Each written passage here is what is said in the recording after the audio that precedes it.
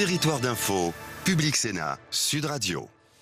Bonjour à tous, bonne journée. Nous sommes ensemble pendant une heure. Bienvenue dans la matinale de Public Sénat de Sud Radio avec la presse quotidienne régionale, Territoire d'info. C'est une heure de direct. On retrouvera notre invité politique à 8h aujourd'hui. C'est Jean-Lin Lacapelle, le secrétaire national du Front National, qui sera débriefé par nos éditorialistes. Dans un instant, le JT des Territoires, suivi du débat des éditorialistes de la presse quotidienne régionale. Puis vous retrouverez le Zappélisé, le premier zapping politique de la journée. Mais tout de suite, le JT des Territoires dans un instant.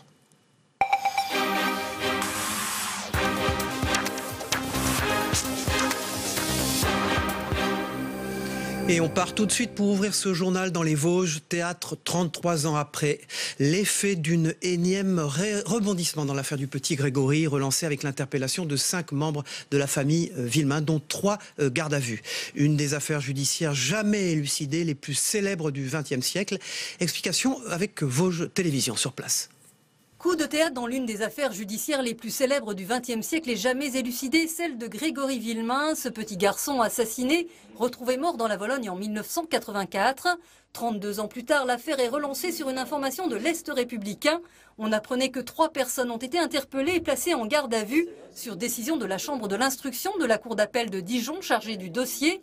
Les gendarmes ont ainsi arrêté ce mercredi matin Marcel Jacob, le grand-oncle de Grégory et son épouse, un couple de septuagénaires vivant à Granges-au-Monzet, ainsi que Ginette Villemain, belle-sœur de Jean-Marie Villemain, le père du petit Grégory.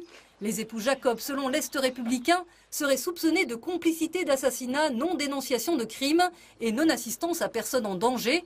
Ils avaient été soupçonnés un temps d'avoir écrit les lettres calomnieuses du Corbeau, mais vivaient depuis sans faire parler d'eux. Monsieur et Madame Jacob, je les connais très bien. Ce sont des gens que l'on voit régulièrement, qui étaient à des manifestations sur la commune. Pour moi, ce sont des gens très bien. Mais si le maire s'interrompt, c'est qu'il voit avec crainte, en quelques heures à peine, surgir micros et caméras dans son village. L'affaire Grégory a été un véritable traumatisme pour toute la vallée de la Vologne. Bah, ça m'embête un peu, quoi. Voilà, parce qu'à l'époque, c'était mon beau-père qui était maire, et aujourd'hui, c'est moi. Mais ce n'est peut-être qu'un début. Dans le village, 2 autres personnes étaient auditionnées comme témoins libres. Monique et Albert Villemain, les grands-parents de Grégory. 2 voitures immatriculées en Côte d'Or stationnées devant leur maison, car Monique Villemain est âgée de plus de 80 ans et souffrante selon le maire.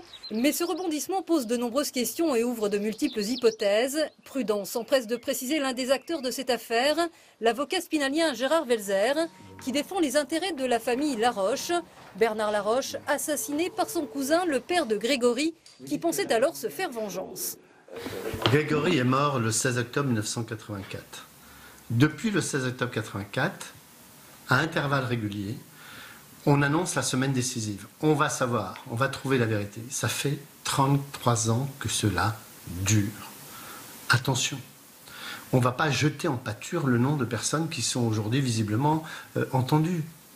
Donc l'agitation médiatique compréhensible compte tenu du mystère doit se transformer en prudence. 33 ans après, porter des accusations contre quelqu'un, alors que des tas de fausses pistes ont été menées, qu'un gaspillage et des dérapages nombreux ont été effectués, attention. Et selon l'avocat spinalien, toute hypothèse non prouvée serait un dérapage de plus dans ce dossier. 32 ans d'investigation, 400 prélèvements ADN et combien de pistes envisagées.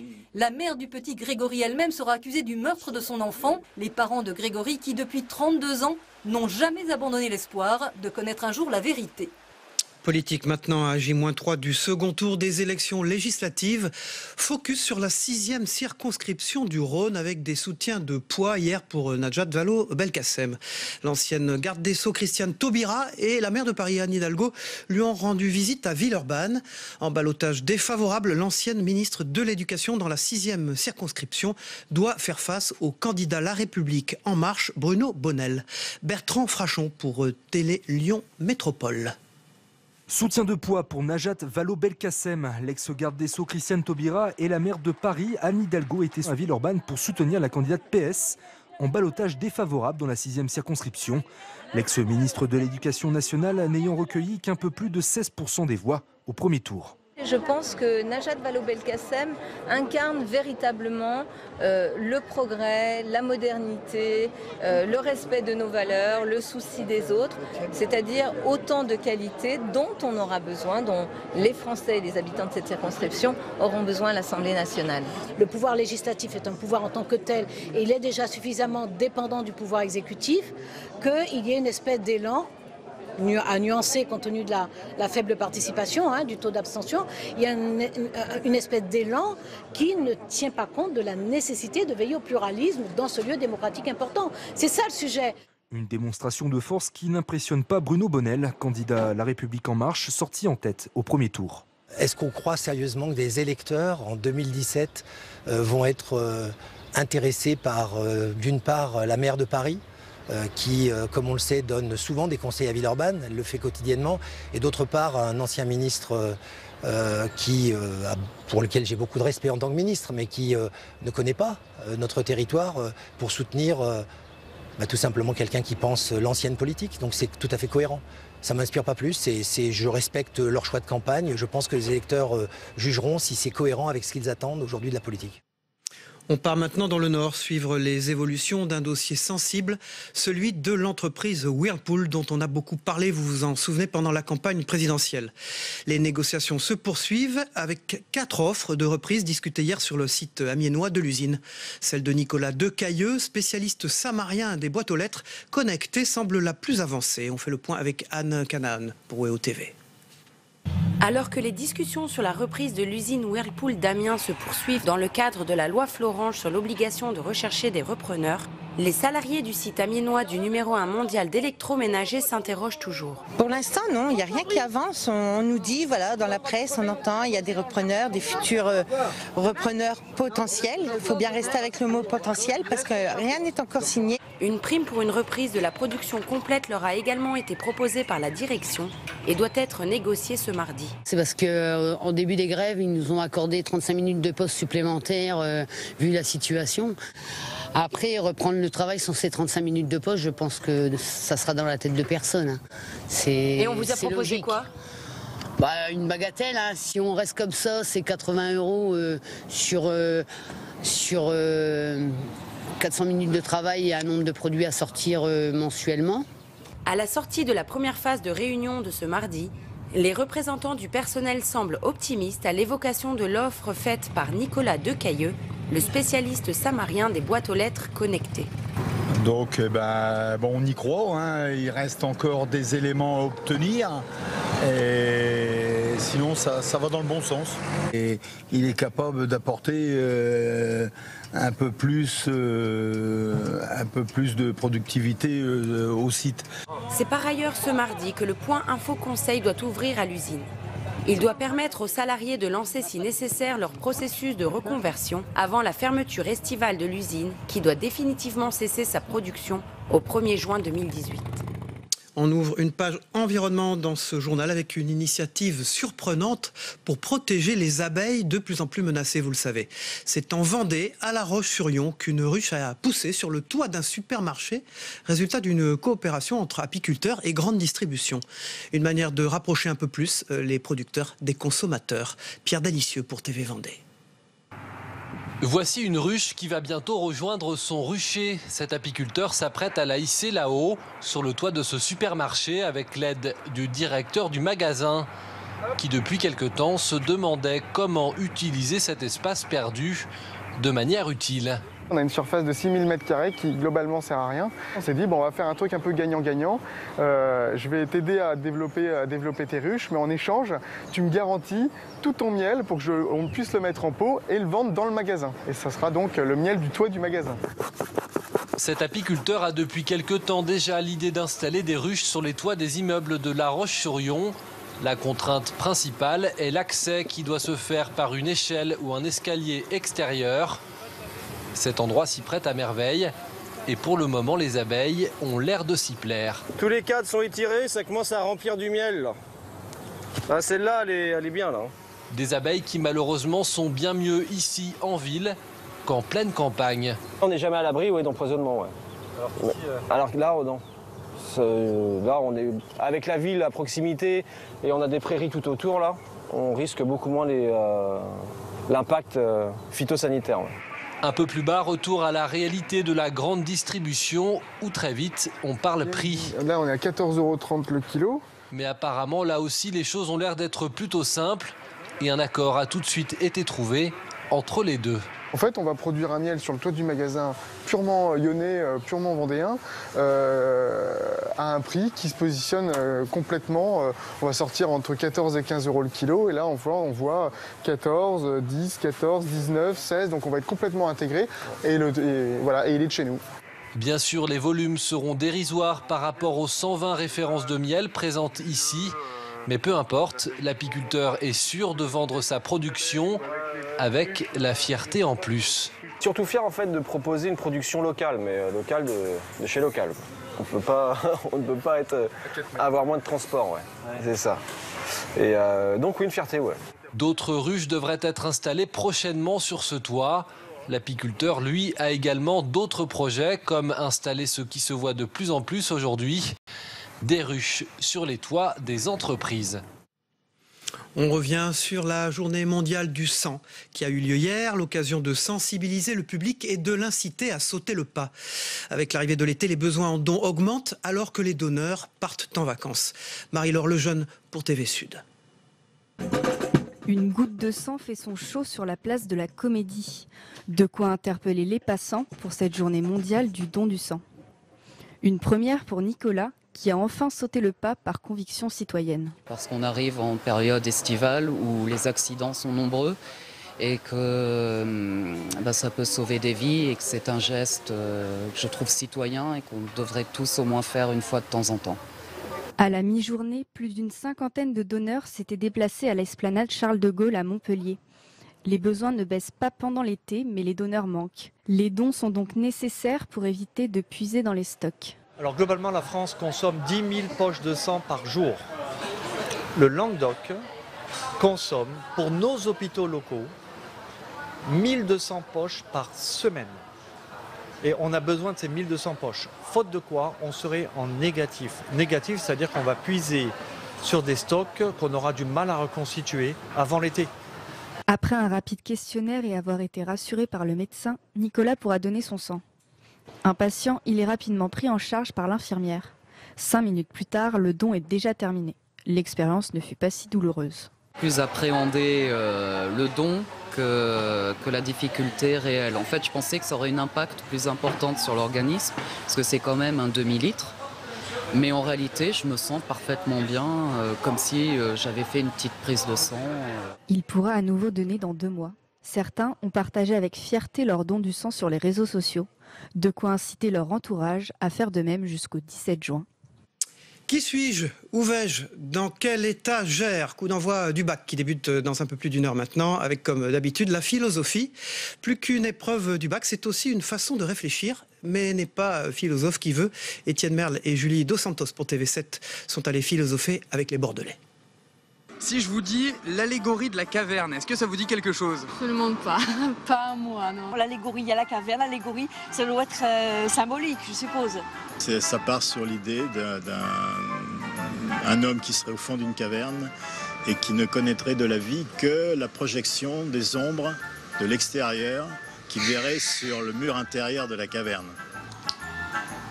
Aidez-moi. Est-ce qu'être libre, c'est se soustraire à toute autorité? Logiquement. Pourquoi? Pourquoi? Parce qu'une autorité enchaîne, logiquement. Les choix, ça consiste en la liberté, non? Enfin, quelque chose dans le genre, sûrement. C'est compliqué. Être libre, c'est s'enlever de tout type d'autorité. Déjà, être libre dans sa tête, c'est déjà le plus important. Pas nécessairement, on peut être libre de s'y soumettre. Ça, c'est philosophique.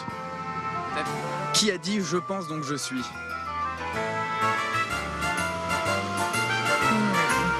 Bonne question. Je le suis à une époque. Socrate, non?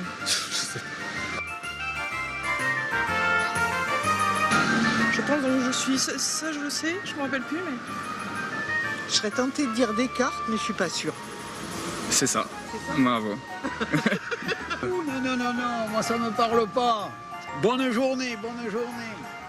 Voilà, bon courage à ceux qui y arrivent ce matin. Fin de ce journal préparé par Soumaya Benaïssa. Dans un instant, le club des éditorialistes. Mais tout de suite, la une de vos journaux en région ce matin.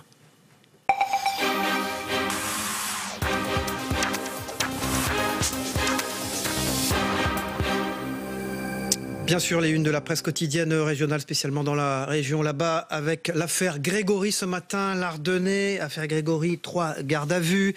Pour le Télégramme de Brest, affaire Grégory, l'incroyable rebondissement, c'est l'une des plus grandes énigmes judiciaires des 50 dernières années qui a connu ce rebondissement spectaculaire avec l'interrogatoire de 5 membres de la famille Villemain, près de 33 ans après l'assassinat du petit garçon. Vous l'avez vu avec le sujet de Vosges Télévision dans le journal des territoires. Pour la Dépêche du Midi, c'est petit Grégory, l'affaire relancée. Pour Sud-Ouest, c'est affaire Grégory, l'incroyable scénario. Et puis l'incendie dans une tour de Londres, vous le savez, qui est également à la une de la presse quotidienne régionale avec Ouest France. Combien de victimes dans la tour infernale, pose la question. Le grand journal de l'Ouest pour l'Écho de Haute-Vienne, tour infernale à Londres, 12 morts et le bailleur mis en cause après ce terrible incendie qui a ravagé dans la nuit de mercredi une tour HLM à Londres. Les unes politiques aussi ce matin avec la République des Pyrénées, c'est un peu normal, c'était sa ville, Pau, il en était maire. Quel avenir pour François Bayrou dans la République des Pyrénées? Et puis le duel Jean-Luc Mélenchon-Corinne Versini pour la Provence, législative -3. C'était le débat de la Provence qui s'est déroulé de manière virile mais correcte entre les deux candidats. Et Renaud Muselier, le nouveau président de la région, appelle à faire barrage à Mélenchon et au Front National dans la Provence. Affaire également importante pour le Maine libre, celle des 24 heures du Mans, qui sera sous très haute sécurité. C'est un événement très important dans la région et en raison de la menace terrorisme, les moyens humains déployés pour les essais et la parade vendredi en centre-ville vont atteindre un niveau record jamais vu à ce jour. Cette course des 24 heures du Mans dans le Maine libre. Pour Midi libre, appelé en Europe, on arrête les frais à partir d'aujourd'hui. Il n'y a plus de surcoût téléphonique dans l'Union européenne. Vous le savez, ce sont les opérateurs de téléphonie mobile qui ont fini par se mettre d'accord. C'est bien pour tous les voyageurs en Europe. Et puis pour la Voix du Nord, c'est coup d'envoi de l'écrit. C'est le baccalauréat avec 45 406 candidats dans le Nord, Pas-de-Calais. Et la Voix du Nord revient sur ces candidats ce matin. Voilà. Sans transition, j'accueille les éditorialistes de la presse quotidienne régionale ce matin. Samuel Ribaud de l'agence locale de presse, qui sera plus spécialement là ce matin pour Paris-Normandie. On va en parler avec un papier que vous avez dans ce journal tout à l'heure. Thierry Dupont de l'Express, plus spécialement chargé des pages villes de ce journal. Bonjour Thierry. Bonjour. Et Nathalie Boré du groupe EBRA, les 9 journaux du groupe EBRA de l'Est de la France, mais pas seulement, du Progrès de Lyon jusqu'aux dernières nouvelles d'Alsace. Bonjour Nathalie, merci d'être avec nous. Alors, les journaux ce matin du groupe EBRA, c'est l'événement, l'interview du nouveau Premier ministre Édouard Philippe qui retient l'attention. Ça tombe bien, c'est vous, Nathalie Moret, qui avez rencontré le Premier ministre à l'hôtel Matignon. Il tente de clore la polémique de ces dernières heures avec François Bayrou, mais vous a-t-il parlé et éclairé surtout sur sa future majorité et sur le deuxième tour des élections législatives de dimanche? Oui, absolument. Effectivement, c'était une interview qui était calée depuis plusieurs jours pour qu'elle ait lieu entre les deux tours. Donc c'était intéressant d'avoir le sentiment du Premier ministre sur cette immense majorité qui s'annonce dimanche prochain, puisque je vous rappelle que le chef du gouvernement est aussi chef de la majorité. Alors, en fait, il revient sur cette majorité en disant que oui, sans doute, il est très prudent, hein, mais sans doute elle va être large, en disant que c'est pas la première fois, et en disant qu'il n'avait pas entendu l'UMP, ses anciens amis de droite, râler en 2002 quand ils avaient eu 360 députés. Donc effectivement, il remet un certain nombre de choses comme ça au clair. Et il revient aussi surtout sur le procès en incompétence qu'on entend ça et là sur des candidats de La République En Marche. Des novices en politique. Voilà, c'est ça. Et il dit, comme c'est à la une du Dauphiné, là juste derrière moi, faisant confiance au choix des Français. Et il dit qu'effectivement, c'est quand même pas très simple, pas très curieux de faire, et pas très démocratique de faire ce choix-là. Et il est très en empathie avec cette nouvelle façon de faire de la politique. Thierry Dupont. Oui, je pense qu'il faut faut être effectivement assez prudent, comme si la politique c'était quelque chose qui devait être inné. Et j'étais pas mal choqué pour cette vidéo d'une candidate, je crois, je sais plus, en Eure-et-Loire, en Indre-et-Loire, qui bafouille lors d'un débat télévisé. Bon, effectivement, ce qu'elle dit n'est pas très compréhensible, c'est pas très intéressant, mais bon, après tout, on a le droit de ne pas savoir comment se comporter lors d'un débat télévisé. Quand on vient pas de ce monde. Voilà, et donc, et alors, je dirais qu'à fortiori, le fait que c'était une femme, je pense que ça a aidé à la propagation sur les réseaux sociaux. Mais donc voilà. Donc après. Ça c'est vrai que le fait que les candidats ne soient pas expérimentés, après qu'on ait voulu nous les faire passer tous pour de la société civile, tous pour une exacte représentation de la société française, bon, le procédé est un peu fumeux parce que on voit bien qu'il y a quand même une surreprésentation des catégories, des cadres supérieurs, CSP+, avocats, il y en a beaucoup. Voilà, donc Nathalie Moret. Oui, il dit que en fait, si ça avait marché avant avec des professionnels de la politique, ça se serait remarqué. Et je bon argument. Et que c'était une phrase très juste et que peut-être il fallait donner la confiance aux gens qui avaient envie de changer les choses plus que sur les diplômes. En tout cas, c'était l'envie des Français. Oui, c'était l'envie des Français, c'est manifeste. Et puis, il y a quelque chose d'étonnant quand même à railler l'inexpérience des nouveaux parlementaires et en même temps à faire comme si les élus qui ont été balayés au premier tour ne payaient pas non plus leur déconnexion avec la réalité. Donc soit on est déconnecté de la réalité parce qu'on est politique professionnelle depuis 30 ans, soit on n'y connaît rien parce qu'on vient d'être élu, qu'on vient de la société civile. Donc il y a une contradiction majeure. Et je voudrais revenir sur la représentativité, le côté société civile, effectivement, mais il n'y avait pas plus d'ouvriers, il n'y avait pas plus d'agriculteurs auparavant parmi les politiques qu'il n'y en a aujourd'hui. Donc laissons un petit peu cette majorité s'installer. De toute façon, il y aura effectivement des surprises liées à l'inexpérience, mais ça peut aussi être un vent de fraîcheur. Alors, donc à la une des journaux du groupe EBRA et du Dauphiné, faisons confiance au choix des Français. Édouard Philippe, le Premier ministre, votre interview exclusive, Nathalie Moret. Racontez-nous les circonstances. Ça s'est calé avant et il n'a pas souhaité la décaler. Il a maintenu le rendez-vous. Oui, il a maintenu le rendez-vous absolument, en pleine affaire Bayrou. Voilà, j'allais vous demander son état d'esprit. Oui, effectivement, il tente dans nos colonnes de clore cette affaire en disant les Français n'aiment pas les polémiques inutiles, moi non plus, point. Ouais. Fermez le banc. Mais il rappelle aussi quand même que François Bayrou est un élément clé de la majorité. Donc j'allais dire que c'est quand même le en même temps. Hein. Il n'aime pas la polémique, arrêtons ça, mais en même temps, il est donc quand même... François Bayrou va compter. Oui, en tous les cas, il dit que c'est un élément clé. Je vous rappelle qu'on est entre les deux tours. Oui, hein. Donc les choses peuvent changer dimanche soir parce qu'il est vraisemblable que la majorité de La République En Marche sera absolue et il n'aura sans doute pas besoin des députés MoDem. Alors physiquement, vous l'avez trouvé en forme parce que Premier ministre, c'est quand même une charge sportive, j'allais dire. C'est ça. Non, vous l'avez trouvé comment Alors je le connaissais un petit peu avant. Je m'attendais à le voir un petit peu changer, écrasé un peu par la fonction. En même temps, il n'y a pas très longtemps qu'il y est. Oui, mais quand même, malgré tout, je veux dire, c'était en fin de journée, il était en pleine préparation du Conseil des ministres, c'est une journée extrêmement dense. Non, je l'ai trouvé comme avant, chaleureux, plutôt très ouvert, prenant le temps. Pour l'instant, il n'a pas toujours changé. Un peu d'humour, un petit sourire en coin. On l'avait accueilli, je pense que sa dernière émission de télévision, avant d'être Premier ministre, évidemment, il ne nous avait pas annoncé qu'il allait être. C'était sur Territoire d'Info, quelques jours avant qu'il soit nommé. Il aime bien cette émission, le Premier ministre, et on l'avait trouvé relativement décontracté. On ne pouvait pas imaginer, donc nous, qu'il allait être nommé Premier ministre. Enfin, on le disait, mais on ne l'avait pas senti, quoi. Non, c'est vrai que c'est quelqu'un qui est comme ça, plutôt, qui a une forme d'ironie, une forme d'humour, et il l'a gardé. Il l'a gardé pour l'instant. Voilà. On va continuer sur la droite avec Thierry Dupont, l'Express. Dans l'Express, vous vous êtes intéressé cette semaine à Gérald Darmanin, qui était un des grands espoirs, au fond, de la droite, qui est devenu un des grands espoirs de la recomposition d'Emmanuel Macron. Gérald Darmanin. C'est l'une des plus belles prises d'Édouard Philippe et d'Emmanuel Macron. D'Édouard Philippe et d'Emmanuel Macron. Alors François Baron avait mis en garde. Pas de les gens de droite qui passeront chez Macron ce seront des prises d'otages et non pas des prises de guerre. Bon, ça n'a pas dissuadé Gérald Darmanin de rentrer au gouvernement. Il faut dire qu'on lui offrait un très joli poste, ministre du budget, ministre des comptes publics. Donc voilà. Bercy, une partie de Bercy. Une partie de Bercy. Alors que pour l'instant il partage uniquement avec Bruno Le Maire, mais bon, sans doute il y aura un remaniement, il y aura sans doute quelques autres ministres ou secrétaires d'État nommés. Vous dites la fusée Darmanin a changé d'orbite, c'est votre titre. Oui. Bah oui, parce papier que d'Éric Mandonnet, ça s'est fait très très vite, puisqu'on raconte que 3 jours avant sa nomination, il était dans le train avec François Baroin, avec Éric Woerth, avec Christian Jacob, pour aller soutenir des candidats dans le Nord, et qu'il voulait absolument être sur la photo d'un photographe de Paris Match, donc en tant que l'un des leaders de la droite. Et puis 3 jours après, alors, il y a une petite anecdote qui est très drôle, c'est qu'en fait, lorsque Emmanuel Macron fait venir Gérald Darmanin le 14 mai, le jour même de l'investiture, en fin de journée, à l'Élysée pour lui dire je te propose de rentrer au gouvernement.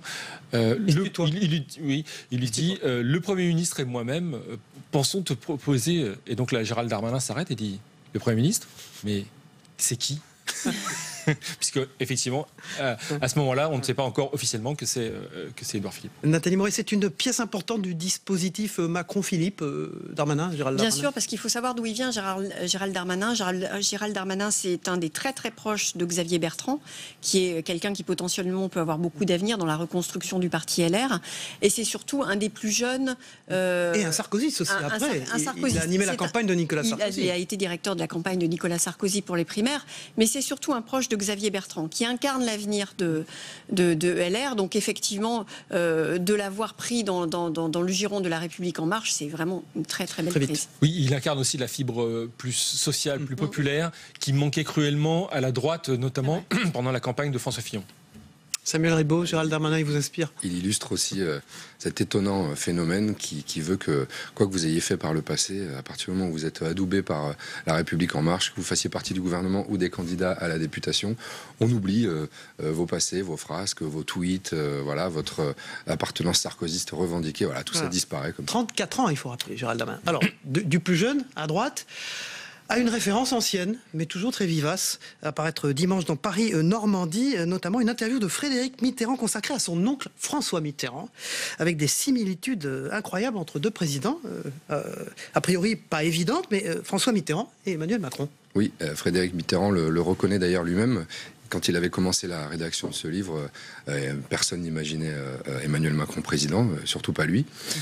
Or, il se trouve qu'en comparant un petit peu leur biographie, si tant est que ce soit possible, on découvre plusieurs phénomènes, plusieurs éléments qui sont similaires. Un amour immodéré pour leur grand-mère qui a contribué à les façonner, le goût des lettres, avec des auteurs qui sont aimés par les deux présidents, J. de Mauriac, Malraux. Des brillantes études. De brillantes études. Alors, du côté de François Mitterrand, avec déjà quand même cette faculté à ne briller que dans les matières qui lui plaisent et absolument rien à voir à faire des autres. Voilà. Donc oui, de vraies similitudes. Et puis pour revenir sur spécifiquement l'évocation de l'enfance de François Mitterrand, c'est extrêmement intéressant de découvrir ce qu'a été cette enfance à Jarnac en Charente, ce qu'a pu être son attachement à sa famille et en quoi elle a pu influer sur ce qu'il est devenu par la suite, l'homme politique qu'il est devenu. Un peu jupitérien quand même les deux, Nathalie Moret. Oui, bien sûr. Mais d'ailleurs, alors je ne l'ai pas trop entendu faire des références à François Mitterrand, Emmanuel Macron. En revanche, il en fait toujours au général de Gaulle. Et Édouard Philippe, dans l'interview qu'il nous accorde ce matin, cite le général de Gaulle. Il y avait quand même pendant la campagne le pupitre de la France Unie de 1988 qu'il a fait refaire pour 3 000 € à peu près. Donc ça c'était quand même. C'est une référence, mais c'est pas une citation. C'est pas une citation, mais on voit quand même. Et puis Jupiter, c'est quand même une référence directe à la théorie de Jacques Pilan et de Gérard Collé, qui étaient les communicants de Mitterrand. Les deux stratèges en communication de Mitterrand. Ils peuvent être très durs tous les deux, Bah oui, avec leurs proches notamment. Oui, ils peuvent être extrêmement difficiles. Donc cette similitude aussi. François Mitterrand, il était déjà craint et respecté dans sa famille. Il y a une anecdote qui est parlante dans le livre. Il est enfant, il a 7 ou 8 ans et sa grand-mère, comme on le faisait à l'époque, l'enferme dans le placard pour le punir. Or, du placard ne sortent aucun bruit, aucun pleur, aucun gémissement. Donc au bout d'un moment, sa grand-mère va ouvrir la porte et François Mitterrand la regarde avec un sourire narquois et il ressort. Elle ne l'a plus jamais enfermé. C'était vraiment quelqu'un qui a affirmé son caractère très très tôt. Ce papier dans Paris-Normandie à propos de ce livre de Frédéric Mitterrand, Le pays de l'innocence, il s'appelle. Merci. Samuel Ribaud, à tout à l'heure. On passe à la météo. Le temps qu'il fait en France aujourd'hui et dans les départements et territoires français d'outre-mer. On regarde ensemble. La météo vous est présentée par Terroléo Pro, avec le concours de l'Assemblée des départements de France.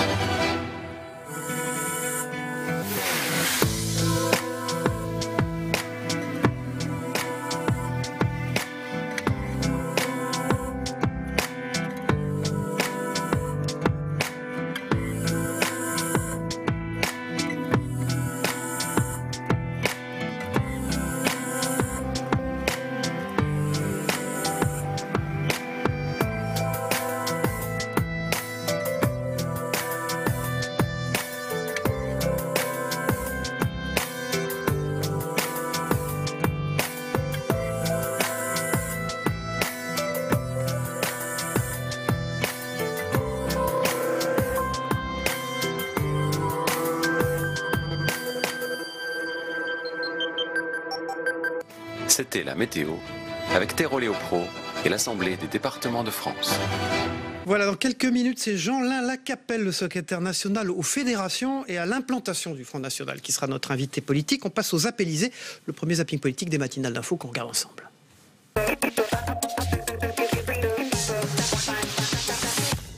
Nous vivons dans le temps de la dénonciation. Et de la dénonciation anonyme parfois, comme c'est le cas dans cette affaire. Les témoignages commencent à s'accumuler dans l'affaire des assistants parlementaires des eurodéputés MoDem, travaillant en fait pour le parti. Le Canard enchaîné évoque dans son édition du jour les premiers aveux de certains d'entre eux. Mathieu Lamarre notamment, ancien responsable de la campagne internet du MoDem en 2012. J'avais été quand même un peu surprise de voir que la personne qui était chef de cabinet du président du MoDem, François Bayrou, était présentée sur le site de Marielle de Sarnez comme son assistante parlementaire locale. Il y a eu des mi-temps, des collaborateurs qui étaient à mi-temps ou à tiers de temps ou à 60% de leur temps, à temps partiel, travaillant, assistant avec des parlementaires européens et qui, pour l'autre mi-temps, avaient des responsabilités à l'intérieur de notre organisation. Il y a eu un échange entre le Premier ministre et le garde des Sceaux. Aujourd'hui, la situation est, à mon sens, totalement pacifiée. Il n'y a pas de tension particulière à l'heure qu'il est. Du coup, à la sortie du Conseil des ministres, il fallait stopper la polémique et montrer que tout va bien. Donc le Premier ministre, Édouard Philippe, s'est affiché, tout sourire avec François Bayrou jusqu'à la voiture, coucou à la caméra. Et ça discute, et ça rigole.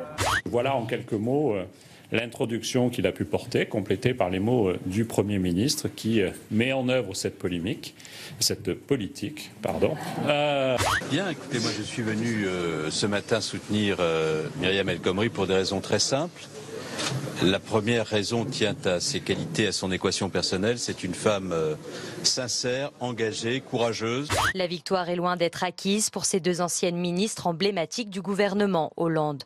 Des ténors du Parti socialiste sont venus aujourd'hui les soutenir. Christiane Taubira, Anne Hidalgo, à la rescousse de Najat Vallaud-Belkacem, en grande difficulté dans la 6e circonscription du Rhône. Et la présence de Anne et de Christiane, c'est un appel aux abstentionnistes en particulier. En ce qui concerne le Brexit, nous avons clairement indiqué que notre intention était de maintenir un partenariat extrêmement étroit avec l'Union européenne et ses membres individuellement. Et j'ai confirmé au président Macron que le calendrier convenu pour les négociations sur le Brexit n'a pas changé et commencera la semaine prochaine. Je ne parlerai pas d'aide, je parle de solidarité, mais surtout de convergence de valeurs. La porte est évidemment toujours ouverte tant qu'il n'y a pas une négociation du Brexit qui est achevée, mais que la décision a été prise par le peuple souverain britannique de sortir de l'Union européenne. Et moi je respecte la souveraineté des peuples, qu'il s'agisse du peuple français quand il décide quelque chose ou du peuple britannique quand il décide quelque chose pour lui-même.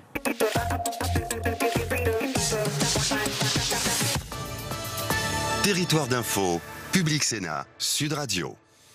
L'invité politique ce matin de Public Sénat de Sud Radio avec la presse quotidienne régionale. Son interview sera sur les sites internet de nos partenaires de la presse quotidienne régionale cette fin de matinée. C'est Jean-Lin Lacapelle, bonjour. Bonjour. Vous êtes le secrétaire national aux fédérations et à l'implantation du Front National. Bonjour, merci d'être avec nous pour vous interroger à mes côtés ce matin. Véronique Jacquier de Sud Radio. Bonjour Véronique. Bonjour à tous. Le spécialiste politique de Public Sénat, Michael Zamès. Bonjour Michael, merci d'être avec nous. Jean-Lin Lacapelle, Édouard Philippe, le Premier ministre, donne une interview aux journaux du groupe Ebra ce matin. Nathalie Moret qui a fait cette interview était avec nous il y a quelques minutes. Le Premier ministre souhaite qu'une dose de proportionnelle soit introduite rapidement. Est-ce que c'est une bonne nouvelle pour vous ? Ce que le Premier ministre souhaite. Tout dépend, bien sûr. C'est une bonne nouvelle que l'on évoque la proportionnelle. Maintenant, tout dépend comment on mesure et comment on qualifie une dose. Ce que Marine Le Pen, dans la campagne présidentielle, avait souhaité, c'est qu'il y ait une proportionnelle intégrale avec une prime pour la liste arrivée en tête ou pour le candidat arrivé en tête, de manière à ce que justement il y ait un équilibre et une stabilité gouvernementale. Donc c'est ce que nous souhaitons. Une dose proportionnelle, oui, mais comment mesurer et que veut dire une dose de proportionnelle? C'est ce que nous demandons à Édouard Philippe. Cependant, c'est un engagement de M. Macron. Il l'avait dans son programme annoncé qu'il y aurait la proportionnelle. Donc nous attendons impatiemment qu'elle puisse s'appliquer. Il y a la loi de la moralisation en ce moment qui a été présentée par M. Bayrou hier. D'ailleurs qu'ils ont requalifié loi pour redonner la confiance aux Français. Je crois qu'il y a un élément fondamental qui manque dans cette loi, c'est justement l'évolution du mode de scrutin. Et si demain nous voulons que l'ensemble des Français soient représentés, il faut qu'il y ait bien évidemment un mode de scrutin proportionnel, en partie, je le dis, avec une prime. Donc vous êtes pour la proportionnelle intégrale, même si ça veut dire une majorité qui n'est pas... Non, justement, intégrale avec une prime pour la liste arrivée en tête. Ce qui vous permet, dans les conseils régionaux, c'est le cas, ce qui permet une stabilité totale pour pouvoir gouverner et ce qui permet d'éviter toute fragilité gouvernementale. Mais ça permet d'avoir... On retombe sur le régime des partis, la 4ème République, et une instabilité parlementaire. Et je crois que le scrutin... Non, parce que si vous donnez une prime à la liste arrivée en tête, il n'y a à ce moment-là plus de... Vous avez une majorité qui est certaine, voilà. Et ça vous permet d'avoir en revanche une opposition plurielle. Je crois qu'aujourd'hui, il est important qu'il y ait un pluralisme politique, il est important qu'il y ait une opposition, et on voit bien qu'en ce moment, le scrutin, je termine juste ma phrase, et on voit bien qu'aujourd'hui, si on laisse les choses se faire, on va avoir une majorité massive du côté de Macron et des Républicains, parce qu'ils vont travailler ensemble. Hier soir, encore M. Solaire le disait, je crois, sur l'une de vos chaînes, eh bien, ça n'est pas possible. Il y a 35% des Français qui ont souhaité que Marine Le Pen soit élue présidente de la République au second tour. Eh bien, peut-être qu'ils seront représentés de manière absolument marginale demain. Ça n'est pas concevable dans une démocratie. Diriez-vous du coup que la majorité présidentielle telle qu'elle se dessine, en tout cas telle qu'elle se dessinera dimanche, a une légitimité à vos yeux? Non.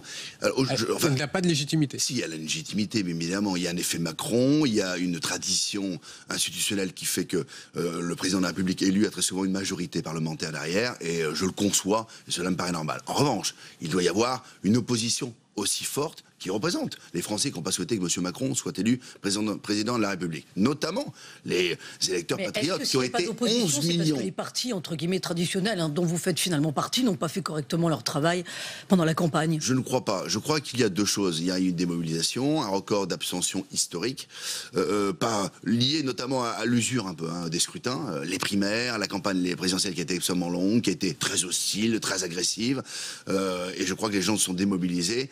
Vous l'avez vu venir, cette démobilisation? Non, pas tant que cela. On le savait qu'il y aurait une mobilisation moins importante que présidentielle, de manière finalement assez classique. On ne pensait pas qu'elle serait aussi massive.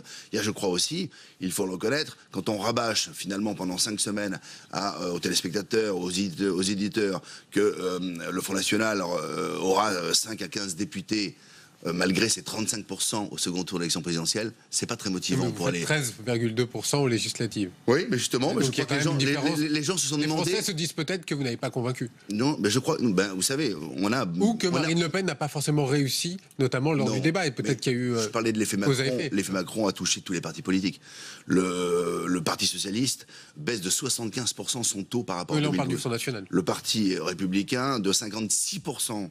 Et le Front National avait fait 13% à une mais les chiffres parlent d'eux-mêmes quand même, Jean-Alain Lacapelle. Le Front National a fait 500 000 voix de moins qu'aux législatives en 2012, 7 600 000 électeurs perdus entre le deuxième tour de la présidentielle et le premier tour des législatives. Oui. C'est que quand même vous n'êtes pas audible et bon, la ligne politique quand même pose question. Comme vous êtes une très bonne journaliste, vous savez bien que vous ne pouvez pas comparer le deuxième tour d'une élection présidentielle où il y a 2 candidats et le premier tour d'une élection législative où il y a 14 candidats en moyenne. Ça allait jusqu'à 24 candidats dans certaines circonscriptions. Donc il y a une pluralité. D'ailleurs, dans la circonscription dans laquelle vous étiez, dans la 12e des Bouches-du-Rhône sur Marignane, la confusion, on l'a vu au grand jour, puisque vous aviez un candidat... moi j'avais une petite particularité. Lancé par Jean-Marie Le Pen face à vous, donc c'est quand même... Oui, moi j'avais une petite particularité, nous étions 14 candidats. Et il y avait en effet un candidat qui se disait dissident, qui n'est pas dissident parce qu'il n'a jamais été membre du Front National, qui a utilisé le nom Le Pen sur son bulletin de vote. Et beaucoup de gens ont cru voter d'ailleurs Jean-Alain Lacapelle, le candidat. Il a fait quand même 4,75%. Il a fait 4,75%. Il n'aurait pas été là. Il est évident, nous aurions été au second tour. Les gens ont cru qu'il votait pour un candidat patriote. Il ne l'est pas, puisqu'il a, dès le soir du scrutin, il a appelé à voter le candidat républicain et il fait campagne avec lui. Je crois que ces électeurs auront compris qu'ils se sont trompés. C'est Jean-Alain Lacapelle, le secrétaire national aux fédérations et à l'implantation du Front National, qui est notre invité ce matin. Jean-Alain Lacapelle, Jean-Marie Le Pen est attendu au bureau politique du 20 juin du Front National. Est-ce que la bagarre va reprendre entre les membres de la famille ? Non, je ne crois pas. La justice a pris une décision absolument ambiguë. L'exclusion de M. Le Pen est confirmée. Cependant, il a le droit d'assister à certaines instances. Bon, je ne commenterai pas les choses. On n'a pas envie de voir sombrer ce qui est l'œuvre de sa vie, non? Enfin, à mon avis, c'est comme ça qu'ils sont les choses. Mais je crois que le mouvement n'est pas du tout en train de sombrer. Il a recueilli, je vous rappelle, ce mouvement, grâce à Marine Le Pen, 35% des suffrages à l'élection présidentielle. Voilà, la vie politique est faite de styles comme cela. Il y a un recul, c'est certain, et l'objectif que nous avions fixé pour l'élection législative n'est pas atteint. Je le reconnais. Maintenant, croyez-moi, nous avons aujourd'hui... Ça va être tendu. Comment ça se passe? Vous allez vous opposer à sa venue? Ça, je vais laisser notre présidente, évidemment, s'exprimer là-dessus. S'il vient, c'est à elle de prendre la décision. Famille se gérer entre mais c'est pas une affaire de famille, c'est une affaire, je crois, de justice. Monsieur Le Pen a été exclu du Front National. Voilà, moi, ce qui m'intéresse aujourd'hui, c'est qu'on mobilise l'ensemble des électeurs. Au second tour, il y a 120 candidats. Il y a 120 candidats qui sont qualifiés pour le second tour. Si les gens veulent être défendus sur des idées de patriotisme, s'ils veulent sur les problèmes d'insécurité, sur les problèmes d'immigration massive, sur les problèmes de terrorisme islamique, s'ils veulent être défendus là-dessus, c'est pas aux républicains, c'est pas aux macronistes qu'il doit faire confiance, c'est aux 120 candidats qui portent les couleurs du Front National. Je leur demande de se mobiliser. À combien estimez-vous le nombre possible de victoires dimanche? Je ne le sais pas, car je ne sais pas, de la même manière que nous avions mal estimé la démobilisation des gens au premier tour, je ne sais pas s'ils vont se mobiliser. Nous les appelons à le faire, car nous pouvons encore aujourd'hui, bien évidemment, constituer un groupe à l'Assemblée nationale autour de Marine Le Pen, qui sera notre chef politique, qui sera demain la leader à l'Assemblée nationale de l'opposition, car je le répète, il n'y aura pas d'autre opposition que le Front National. Même avec 5 députés. Soit c'est les pleins pouvoirs pour M. Macron et co, c'est-à-dire et les Républicains, soit on crée une opposition, c'est celle de Marine Le Pen, avec un groupe, celui que les Français voudront bien lui accorder. Je leur demande de ne pas aller à la pêche, il n'y aura pas de Roland-Garros, qu'ils n'aillent pas à la plage. Dimanche prochain, on va aux urnes et on vote pour les candidats. Oui, mais encore faudrait-il comprendre la ligne du Front National en ce moment, parce que pour le deuxième tour dans le Nord, il y a un candidat FN battu qui appelle à voter pour le candidat de la France Insoumise. Dans le Gard, il y a Marion Maréchal Le Pen qui est venu hier soir soutenir Gilbert Collard et qui va soutenir vendredi soir un candidat dans le Tarn-et-Garonne avec comme slogan l'union à droite. Donc sincèrement, on n'y comprend plus rien. Il y a deux lignes. Il y a d'un côté des identitaires qui veulent retrouver les valeurs de la droite, de l'autre, il y a la ligne Philippot avec les souverainistes qui veulent encore la sortie de l'euro. Donc quel est le discours là dans notre deux tours? Il y a 577 circonscriptions, le discours est très clair, il a été exprimé par notre présidente. Nous ne donnerons pas de consigne de vote au second tour. Ce fut mon cas par exemple. Ces gens qui ont pendant leur campagne fait pour seul argument, ou qui ont comme seul argument de faire battre les candidats patriotes à l'élection législative, nous ne leur donnons pas notre soutien. Après, il y a 2-3 exceptions que vous évoquez dans des circonscriptions, ce sont des particularités locales sur lesquelles je ne reviendrai pas. Michael Zamès. À présent, sur le cas de François Bayrou. Vous avez été inquiété sur l'affaire des assistants parlementaires, je dis vous, le Front National bien entendu. Le MoDem maintenant est inquiété sur cette affaire-là. Est-ce que vous diriez que la justice a été équitable dans cette affaire? Pas du tout. Je crois qu'en effet, il y a 2 poids 2 mesures. Il y a la justice très rapide pour le Front National et pour Marine Le Pen quand Marine Le Pen, dans les sondages, accède au second tour et devient une présidentiable très crédible. Là, à ce moment-là, la justice utilise tous les moyens pour en effet venir l'inquiéter et la déstabiliser. Et puis nous avions dénoncé déjà plusieurs mois les 40 cas au Parlement européen dans l'ensemble des mouvements politiques, le Parti socialiste, les écologistes, le Front de gauche, les Républicains, le MoDem, similaires, ils n'ont jamais été traités. Et puis voilà, M. Bayrou, maintenant est ministre, commence à être inquiété, comme M. Fillon, qui était d'ailleurs candidat à la primaire, l'a été. Il y a 2 poids 2 mesures, bien évidemment. Et le garde des Sceaux peut-il rester au gouvernement, du coup? Mais écoutez, avec la pression qui commence en fait, à se faire sur lui. La question qu'il faut trancher, c'est est-ce qu'un assistant parlementaire a le droit d'avoir une responsabilité politique dans un appareil politique? Nous disons que oui, c'est le cas de nos assistants parlementaires. Ils ont tous un rôle politique et c'est le cas, globalement, nous sommes des militants politiques et nous souhaitons que nos assistants restent des militants politiques. Soit on a le droit de le faire et on a le droit de le faire pour tout le monde et pour toutes les formations politiques, soit on n'a pas le droit de le faire et à ce moment-là, ça n'est pas que pour le Front National. Et à ce moment-là, si on l'interdit au Front National, il faut l'interdire au MoDem et à tous les partis politiques parce qu'il n'y a pas de raison qu'il y ait une justice à 2 vitesses et aujourd'hui, c'est le cas. Est-ce que Marine Le Pen pourrait être entendue par les enquêteurs, comme elle l'avait dit pendant la campagne, où elle a dit qu'après la présidentielle, elle serait libre de pouvoir répondre? Ça semblait très urgent avant le premier tour. Et puis, comme par hasard, maintenant, plus de nouvelles, plus d'affaires du Front National, plus de convocations dans la justice. Pas de convocation. Aucune convocation. Et Marine Le Pen, voilà, est en campagne. Et on ne parle plus de cela. On s'occupe maintenant des gens qui dérangent ailleurs. Voilà, ça c'est le problème de la démocratie en France, de la politique. Il y avait du pilotage, justement, politique pour affaiblir Marine Le Pen pendant la campagne? Bien évidemment, l'agenda électoral a fusionné avec l'agenda judiciaire, ce qui n'est pas normal. On a essayé de déstabiliser Marine Le Pen. Ça n'a pas fonctionné. Elle a tout de même accédé au second tour. Mais je crois que ça doit servir de leçon aux électeurs français. Nous ne sommes pas dans un pays si démocratique que celui-là. Et Jean-Lin Lacapelle, c'est un aveu de faiblesse pour vous d'Emmanuel Macron que de garder encore François Bayrou? Mais bien évidemment, il a un discours bien évidemment tout à fait contradictoire avec ce qu'il dit. Monsieur Ferrand aussi aurait dû démissionner pour un certain nombre de raisons. Monsieur Bayrou en est un autre exemple. Mais voilà, mais les Français vont très vite se rendre compte que Monsieur Macron n'est pas celui qu'ils attendaient et ils regretteront de ne pas avoir, je pense, apporté une forte opposition à l'Assemblée nationale pour contrer et pour apporter ce contre-pouvoir. Il est temps de le faire. Il y a encore 120 candidats capables de défendre leurs intérêts dimanche prochain. Il faut qu'ils le fassent. Ils ne seront jamais trahis par les candidats patriotes. Marion Maréchal Le Pen comme Monsieur Collard l'ont fait pendant 5 ans, ont été des exemples dans l'exercice de la mission. Un mot quand même sur la ligne. Vous êtes sur quelle ligne? La ligne Philippot, la ligne de Marion Maréchal Le Pen? Moi, je suis derrière. Qu'est-ce qui va se jouer après les législatives? Je suis derrière la ligne de Marine Le Pen parce qu'il y a toujours une seule ligne, c'est la ligne qu'elle a portée lors de l'élection présidentielle. En revanche, le soir du premier tour, Marine Le Pen a fait une déclaration. Elle a dit « nous nous remettrons en question et nous ouvrirons un certain nombre de chantiers. Nous le ferons quand le temps sera venu. Nous sommes là sur un temps électoral. Il faut préserver cette sérénité autour de candidats. Et dimanche prochain, nous ouvrirons une période qui sera différente, un cycle de réflexion qui permettra de se remettre en question sur un certain nombre de sujets. On va sortir un petit peu de la politique politicienne, si vous voulez bien. Le maire de Mandelieu, la Napoule. Dans la vraie politique. Bien sûr, dans les Alpes-Maritimes, demande à une célèbre marque de vêtements, H&M, pour ne pas la citer, de proscrire les vendeuses voilées. Visiblement, il y a eu des plaintes de la part des riverains. Est-ce que vous soutenez la démarche de ce maire ? Bien sûr, je crois que nous sommes pour une laïcité totale dans les lieux publics, dans les écoles, dans les administrations. Un magasin est un espace privé. Oui, écoutez, moi je pense que... Après l'espace public, souhaiteriez-vous une loi pour l'espace privé? Nous avons dit que nous souhaitions prolonger cette loi à l'ensemble des espaces. Ça a été dans le programme de Marine Le Pen, donc pas de commentaires supplémentaires. Jean-Lin Lacapelle, le défenseur des droits, dénonce à Calais des atteintes graves et des conditions de vie inhumaines pour les migrants. Est-ce que vous êtes sensible à un accueil décent des migrants sur notre sol? C'est une réalité, ils sont là, ils sont mal accueillis. Alors, bien évidemment, si vous posez la question comme celle-là, je déplore le mauvais accueil qui leur est réservé. Mais je suis contre l'accueil des migrants.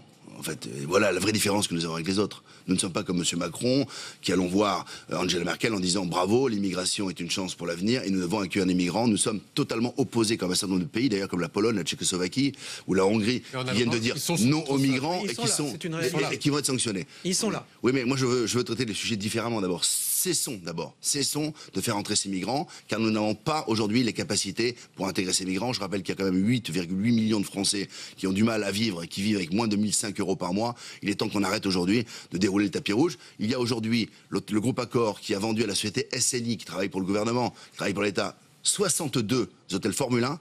D'accord, 62 hôtels Formule 1, celui de Vitrolles, qui était sur ma circonscription, en est un exemple pour accueillir les migrants. Ceci n'est pas tolérable dans une situation et dans une période où les Français souffrent. Donc moi je suis totalement pour l'immigration zéro, ou une régulation raisonnable de l'immigration, ce que Marine Le Pen avait proposé. Aujourd'hui, personne ne le proposera. Nous serons mais vous savez que c'est pas à l'Assemblée nationale. L'immigration zéro. Mais une régulation à hauteur de 15 000 ou de 20 000 personnes, Marine Le Pen l'avait proposé. C'est tout à fait possible. C'est une question de volonté politique. Je souhaite qu'aujourd'hui, il y ait un maximum de députés qui puissent aujourd'hui contrer les vagues migratoires massives qui nous attendent dans les prochains jours. Merci Jean-Lin Lacapelle, secrétaire national aux fédérations et à l'implantation du Front National. Exactement. Merci à vous. Merci. On passe au débrief de vos propos dans un instant.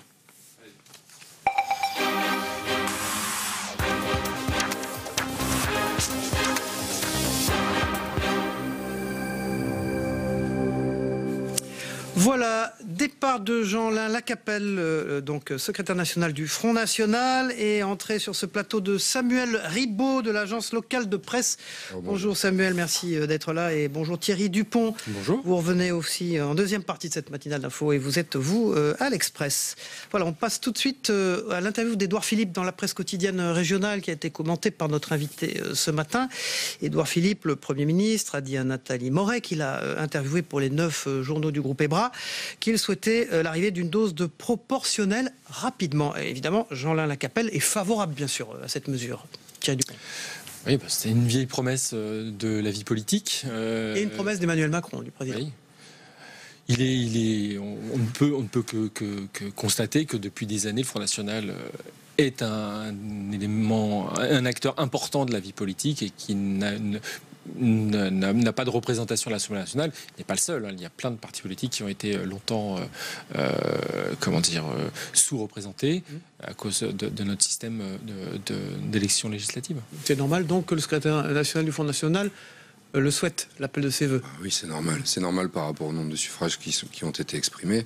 La France insoumise pourrait avoir le même discours. Voilà. En revanche, ce qui est peut-être un petit peu étonnant dans le discours de Jean-Alain Lacapelle, c'est de se référer au score réalisé par Marine Le Pen à l'élection présidentielle, dont on sait qu'elle fonctionne sur des ressorts différents. Je pense que le score qui est important, c'est le score qui a été réalisé lors du premier tour des élections législatives, et ce score, il est d'environ 13%. Donc on peut supposer que quelques dizaines de députés Front National, effectivement, dans l'hémicycle, ça ne serait pas choquant. Je rappelle que ce débat, il ressort systématiquement. Dès qu'il y a une majorité qui est élue à l'Assemblée, on parle de la proportionnelle, notamment du côté des vaincus. Vous voulez dire on l'enterre vite après? Oui, c'est souvent annoncé et rarement réalisé. Donc attendons de voir. Oui, je rappelle que en 1986, il y avait une trentaine de députés. Entre 86 et 88, il y avait une trentaine de députés du Front National. Dont Jean-Marie Le Pen, qui était à l'Assemblée nationale. Elle va, si elle est élue, bien sûr, dimanche prochain, il y a de fortes chances, faire vraiment entendre sa voix d'une manière différente. Marine Le Pen, est-ce que le fait qu'elle soit à l'Assemblée nationale va porter le FN, au fond? Pourquoi a-t-elle été candidate à la députation alors qu'elle a longtemps hésité, semble-t-il, et qu'après le débat catastrophique et la défaite au second tour, elle était tentée d'un petit peu tout lâcher? Pour faire oublier, vous voulez dire, cette période présidentielle? Ouais, mais enfin, on ne fera pas oublier une défaite à l'élection présidentielle avec une élection dans son fief aux législatives. Et par ailleurs, on peut se demander si elle a réellement envie de présider un groupe de 2 députés ou 3 députés à l'Assemblée nationale. C'est pas tout à fait conforme au score effectivement qu'elle a réalisé sur son nom lors de la présidentielle. Ça pèse quoi de 3 députés à l'Assemblée nationale? Alors oui, ça va lui offrir une tribune. Oui. Bon, je ne sais pas ce qu'elle va faire de son mandat européen par ailleurs. Voilà, c'est une position qui risque d'être compliquée pour elle. Alors vous avez entendu notre invité Thierry Dupont sur les clivages qui existent au Front National, avec un retour au bureau politique le 20 juin de Jean-Marie Le Pen. Quand on a posé la question de savoir si la bagarre allait reprendre dans la famille, il avait évidemment botté en touche, notre invité, qui est secrétaire national, lui, du Front National. Et au fond, il dément qu'il y ait des lignes divergentes entre Philippot, Marine Le Pen, Marion Maréchal qui s'en va, qui quitte la vie politique. Vous l'avez entendu ce matin? Oui. Qu'il le nie, c'est une chose. Elles existent. Enfin, ces fractures, elles existent. On a bien vu que. Et puis, toutes les études le montrent. Il y a eu un grand trouble quand même dans l'électorat, notamment chez les gens qui pouvaient être tentés de voter pour Marine Le Pen sur cette question de l'euro qui reste quand même. C'est la question qui a divisé. Oui. Je crois qu'on l'avait déjà dit ici, mais moi je me rappelle très bien que pendant très longtemps, pendant toute cette campagne, des gens, y compris à droite, me disaient mais si Marine Le Pen arrivait à sortir de cette histoire de l'euro, elle ferait basculer une partie des personnes âgées, notamment des retraités, qui étaient inquiets sur cette question, et donc elle pourrait briser ce fameux plafond de verre. Bon voilà, donc je pense qu'il va être temps de le régler, d'autant qu'on sait bien que l'ascension de Florian Philippot a gêné pas mal de monde au Front National, et que donc tout le monde attend de régler les comptes. C'est Florian Philippot qui risque de porter le fer sur ces questions-là. Vous sentez qu'il est parti sur ces thématiques-là pour se sauver lui-même peut-être? Oui, il va déjà tenter de se sauver lui-même, et puis le risque est proportionnel aussi à la place qu'il a prise politiquement auprès de Marine Le Pen, médiatiquement, vous êtes bien placé pour le savoir. Florian Philippot incarnait une ligne, il a tenté sa chance. Ça a échoué lors de la présidentielle. Et puis, il y a le problème des partis dans lesquels on n'accepte qu'une ligne. Jean-Alain Lacapelle l'a redit à nouveau. La ligne, c'est celle de Marine Le Pen. C'est pas vrai. À l'intérieur d'un parti, il y a toujours plusieurs courants. C'est, de mon avis, plutôt sain. Et effectivement, lors du congrès qui s'annonce, il va y avoir une sacrée bagarre. Et c'est pas simplement... Enfin, Florian Philippot représente un peu plus que lui-même et son frère. Il y a une vraie sensibilité chez les militants frontistes, pour certains venus de la gauche, venus des syndicats, moi je me rappelle avoir rencontré des syndicalistes, d'anciens syndicalistes de la CGT, de Force ouvrière, et qui ne venaient pas de ce terreau traditionnel de l'extrême droite. Je pense à tout le sud-est méditerranéen, enfin le sud-est français, qui vraiment était de cette culture ouvrière venue de le Grand Est, voire la Normandie industrielle. Donc il faudra vraiment régler cette question, parce que si on devait mettre à l'écart Florian Philippot, il y a peut-être toute une partie des militants qui ne se retrouveraient plus du coup dans un Front National, je dirais, nettoyé. Comment faire une synthèse, hein, c'est la problématique qui va se poser. En même temps, il faudrait que Florian Philippot soit élu dimanche prochain pour se conforter, non ? Il va falloir qu'il soit élu. Il a créé son mouvement des Patriotes. Bon, je ne sais pas comment ça peut être perçu en interne, mais enfin, c'est quand même quelque chose qui ressemble à la préparation de l'après, ou en tout cas une manière de tenter de peser sur la ligne. Effectivement, le profil chevènementiste de Philippot, cette fibre sociale, vous avez raison de le rappeler, a séduit pas mal de gens au sein du Front National. Maintenant, le Front National ne va pas pouvoir faire l'économie d'une clarification. Il y a encore Jean-Marie Le Pen qui grenouille autour de tout ça. C'est quand même assez compliqué. Jean-Alain Lacapelle, qui était sur le plateau juste avant nous, est aussi réputé proche des tenants d'un courant qui est un courant plutôt de droite extrême, largement assumé. Tous ces courants, à un moment, vont devoir essayer de travailler à une synthèse, et on sait que la synthèse dans les partis, c'est pas toujours une garantie. Avec comme butoir le fait que qui sort du Front National disparaît du jeu. On l'a bien vu il y a 15 ans avec Maigret. On l'a vu avec tous les autres, tous les cadres du Front National qui ont pu quitter, je pense à Karl Lang, par exemple, qui maintenant grenouille avec le Parti de la France, mais je veux dire, ce sont vraiment, c'est epsilonien, quoi. Donc l'enjeu, c'est de pouvoir s'entendre sur une ligne pour que tout le monde reste au Front National. Ce débat va être aussi largement dépendant du débat qu'il va y avoir chez les Républicains, dont on sait qu'il y a une partie des élus et des militants qui ne verraient pas d'un si mauvais œil un rapprochement avec le Front National, et qu'au Front National, il y en a qui se disent la solution, c'est quand même de s'allier à la droite. Incarné par la ligne Wauquiez ? Wauquiez d'un côté, Marion Maréchal Le Pen de l'autre. La fausse retraite de Marion Maréchal Le Pen, plus le fait qu'elle ait indiqué que Laurent Wauquiez était quelqu'un avec qui elle était à même de travailler, ça laisse quand même imaginer une possibilité. Samuel Ribaud, de l'agence locale de presse. Juste la chose, c'est que l'exemple qui a été donné avec Debout la République, Debout la France. Merci. Merci beaucoup Thierry Dupont de l'Express. On passe aux appels Élysée tout de suite.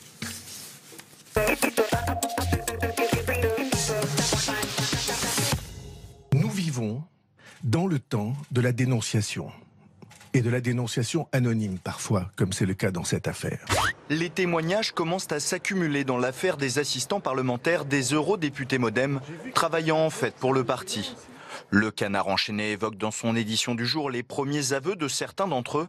Mathieu Lamarre notamment, ancien responsable de la campagne internet du MoDem en 2012.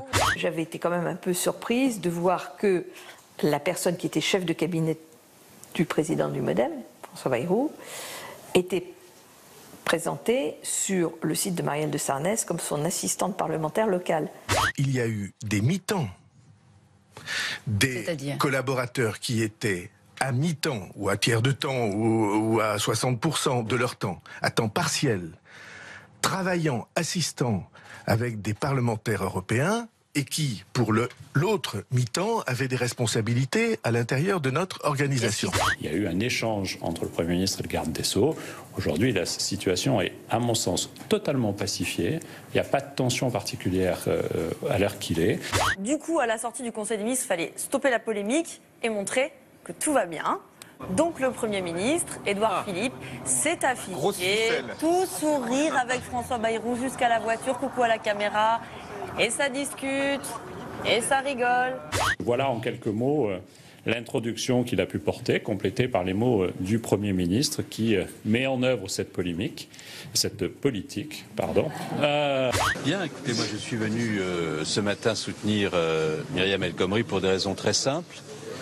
La première raison tient à ses qualités, à son équation personnelle. C'est une femme sincère, engagée, courageuse. La victoire est loin d'être acquise pour ces deux anciennes ministres emblématiques du gouvernement Hollande. Des ténors du Parti socialiste sont venus aujourd'hui les soutenir. Christiane Taubira, Anne Hidalgo à la rescousse de Najat Vallaud-Belkacem, en grande difficulté dans la 6e circonscription du Rhône. Et la présence de Anne et de Christiane, c'est un appel aux abstentionnistes en particulier. En ce qui concerne le Brexit, nous avons clairement indiqué que notre intention était de maintenir un partenariat extrêmement étroit avec l'Union européenne et ses membres individuellement. Et j'ai confirmé au président Macron que le calendrier convenu pour les négociations sur le Brexit n'a pas changé et commencera la semaine prochaine. Je ne parlerai pas d'aide, je parle de solidarité, mais surtout de convergence de valeurs.